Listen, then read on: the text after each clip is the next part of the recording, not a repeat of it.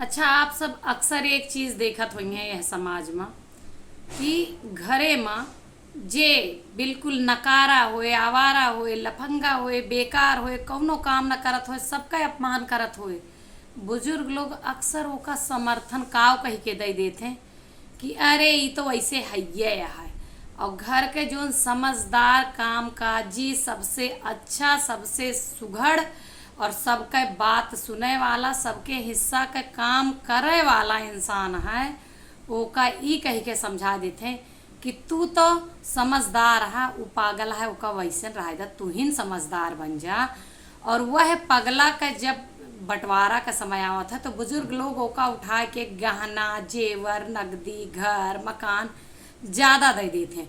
और जब समझदार ओपा इंटरप्ट करत है कि सारी जिंदगी हम सेवा केहन, हम सारा काम केहन और हिस्सा में हमका कम देत काहे कहा, तो ई कह के कह देते हैं कि तू तो कमाता, तू समझदार आ, तू फिर से इंतजाम कर लेबा, फिर से कमाए लेबा। ई होत है कि ना?